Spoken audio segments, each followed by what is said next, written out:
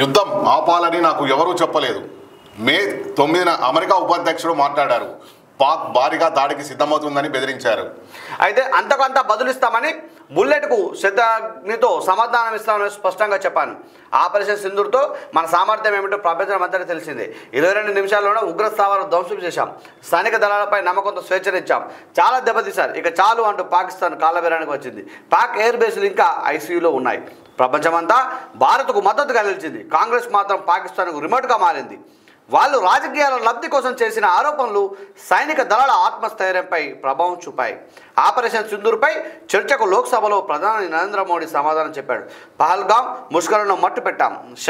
కాంగ్రెస్ తప్పిదం వల్లే పాక్ ఏర్పడిందని విమర్శన ఒక వార్త కథనం వచ్చింది.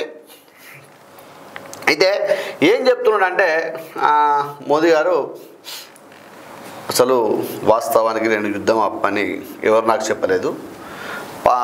అమెరికా ఉపాధ్యక్షుడు నాకు కాల్ చేసి పాక్ భారీ ఎత్తున మీకు యుద్ధానికి సిద్ధమవుతుందని చెప్తే వాళ్ళదంతా నేను కథమే చేసి పడితే వాళ్ళని నేను చెప్పిన భయపడమని చెప్పిన అని చెప్తా ఉన్నాడు. ఉపాధ్యక్షుడు ఫోన్ చేసి ఇట్లా చెప్పిన అంటాడు. కానీ ట్రంప్ ఏం చెప్తా ఉన్నాడు, నేనే ఆపిన అని చెప్తా ఉన్నాడు. పాకిస్తాన్ కాళ్ళబేరానికి వచ్చిందని మీరు చెప్తా ఉన్నారు. ఇందులో ఏది నమ్మాలి ఏమని చెప్పే కంటే కూడా ఒక్కసారిగా ఆపరేషన్ సింధూర్ వల్ల భారతదేశ ప్రజల ఐక్యత ప్రపంచానికి తెలిసింది. మన యొక్క దాన్ని ఏమంటామే మన యొక్క ఐక్యం ఎట్లా కాదు సైనిక దళాల నమ్మకం సైనిక దళాల ఇవన్నీ కూడా మన సామర్థ్యం ఏందో తెలిసిందని చెప్తారు. సామర్థ్యం కాదు ఇక్కడ, మన ఐకమత్యం ఏందో ప్రపంచ దేశాల్లో తెలిసింది.